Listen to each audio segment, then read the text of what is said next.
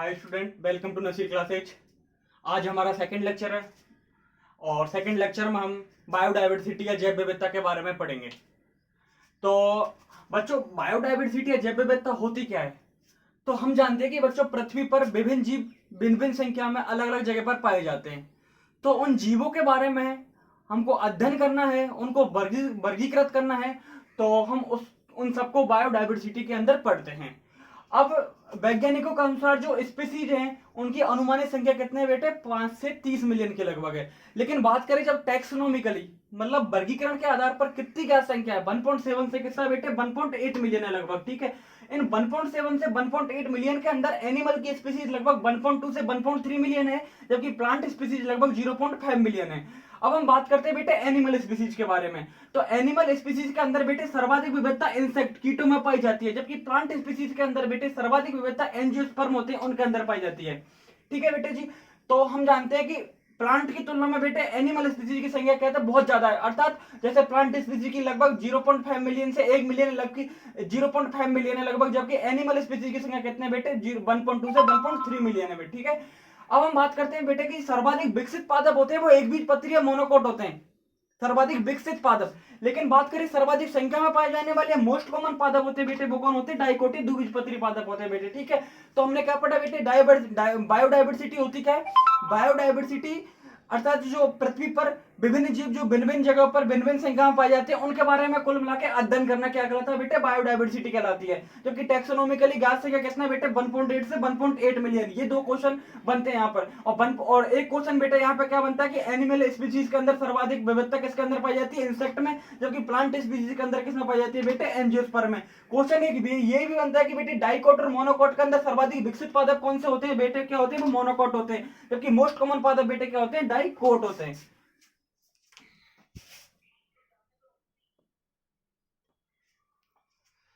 अब बेटे हम बात करते हैं किसकी? टैक्सोनॉमी के बारे में बात करते हैं। तो टैक्सोनॉमी क्या होती है कि जीवों को वर्गीकृत करने के लिए जिस सिद्धांत व तरीकों का उपयोग किया जाता है उन सिद्धांत व तरीकों का अध्ययन किसके अंदर करते हैं बेटे? हम टैक्सोनॉमी का अध्ययन करते हैं। क्या होता है कि जीवों को वर्गीकृत करने के लिए जिन सिद्धांत व तरीकों का उपयोग किया जाता है। ठीक है बेटे, तो हम पहला क्वेश्चन बेटे क्या बनता है इससे कि टैक्सोनॉमी शब्द किसने दिया था?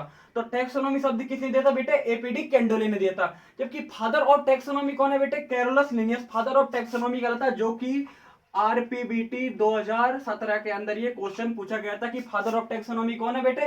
Father of taxonomy Carolus Linnaeus है। ठीक है, अब हम बात करते हैं कि टैक्सोनॉमी दो प्रकार की होती है, एक क्लासिकल टैक्सोनॉमी, एक होता है मॉडर्न टैक्सोनॉमी। ठीक है, तो क्लासिकल टैक्सोनॉमी के अंदर अधिकतर जो प्लांट्स हैं या जो जीव हैं उनके जो भाई लक्षण होते हैं मॉर्फोलॉजी के आधार पर उनको हम क्या करते हैं बेटे? वर्गीकृत करते हैं। लेकिन मॉडर्न टैक्सोनॉमी जो आजकल हम वर्गीकृत करने का जो तरीका अपनाते हैं उनके अंदर morphology, anatomy, cell structure, development process और इकोलॉजी आदि सभी को लेकर हम क्या करते हैं? प्लांट को वर्गीकृत करते हैं। तो टैक्सोनॉमी के बारे में हमने क्या पढ़ा कि जीवों को वर्गीकृत करने के लिए जिस सिद्धांत व तरीकों का उपयोग किया जाता है वो क्या कहता है बेटा? टैक्सोनॉमी कहलाता है। टैक्सोनॉमी शब्द बेटे एपीडी कैंडोली ने दिया था, जबकि टैक्सोनॉमी का फादर कौन है बेटे? कैरोलस लिनियस है। ठीक है, जबकि क्लासिकल टैक्सोनॉमी और मॉडर्न टैक्सोनॉमी इनको दो भागों में अपन बेटे क्या कर सकते हैं? डिवाइड कर सकते हैं। ठीक है, एक वर्ड आपने सुना होगा बेटे, जो क्या था बेटे?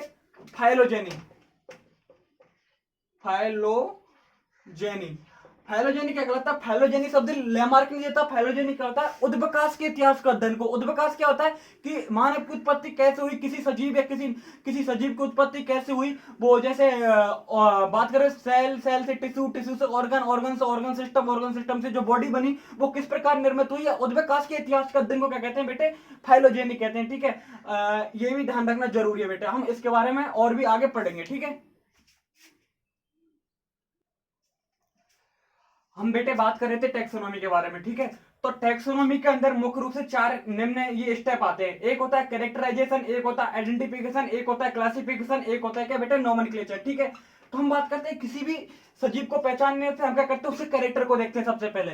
किसी भी गांव में हम देखते हैं कि किस गांवों के अंदर कोई भी सजीव होता है उनको अपन क्या करते हैं? वर्गीकृत करते हैं। जैसे मान लो, ठीक है, तो सबसे पहले किसी कोई लड़का, ठीक है, गांव में किसी का कोई लड़का, उसका सबसे पहले अपन क्या देखते हैं, उसके कैरेक्टर क्या है, उसके लक्षण क्या है, वो किस प्रकार के लक्षण शो कर रहा है, ठीक है। फिर लक्षणों के आधार पर अपन को उसका आइडेंटिफिकेशन कर दे कि यार ये सही लड़का, ये गलत लगता है, उसका अपन क्या करते हैं बेटे, आइडेंटिफिकेशन कर देते हैं, ठीक है। फिर उसको अपन सही और गलत के अंदर क्या रहते हैं बेटे, रख देते हैं, उसका क्या करते हैं बेटे, क्लासिफिकेशन कर देते हैं। फिर अपन उसका कुछ भी नाम रख देते हैं, उसकी पहचान के आधार पर, उसके कैरेक्टर के आधार पर, उसके आइडेंटिफिकेशन के आधार पर, उसके क्लासिफिकेशन के आधार पर हम उसका क्या करते हैं बेटे, नाम रख देते हैं, ठीक है। तो टैक्सोनॉमी के अंदर इसी प्रकार किसी भी जीव को वर्गीकृत करने के लिए निम्न 4 स्टेप होते हैं, कैरेक्टराइजेशन, आइडेंटिफिकेशन, क्लासिफिकेशन और बेटे क्या, नोमेनक्लेचर, ठीक है।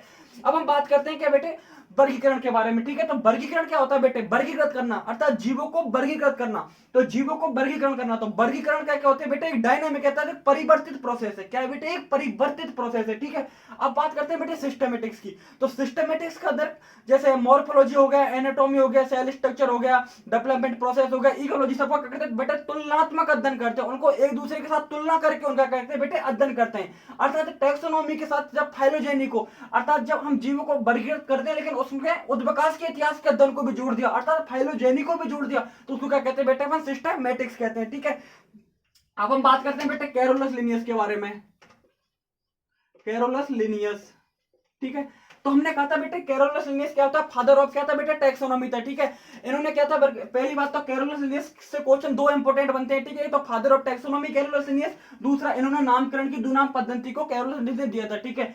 उन्होंने कैरोलस लिनियस ने क्या किया था, कुल 24 इन्होंने सेक्सुअल रिप्रोडक्शन और क्लासिफिकेशन को बताया था, कुल 24 ग्रुप बनाए थे, 23 के अंदर 23 फेनोरोगेम्स और जबकि 24 के अंदर क्या, क्रिप्टोगेम्स। फेनोरोगेम्स क्या होते हैं, जिनके अंदर सेक्स ऑर्गन स्पष्ट रूप से 100 होते हैं, जबकि क्रिप्टोगेम्स भी होते हैं जिनके अंदर सेक्स ऑर्गन टिश्यू के अंदर 10 होते हैं बेटा जी, ठीक है। अब हम बेटे इसके बाद में क्या पढ़ेंगे बेटे, नामकरण की दुनाम पद्धति के बारे में पढ़ते हैं, ठीक है।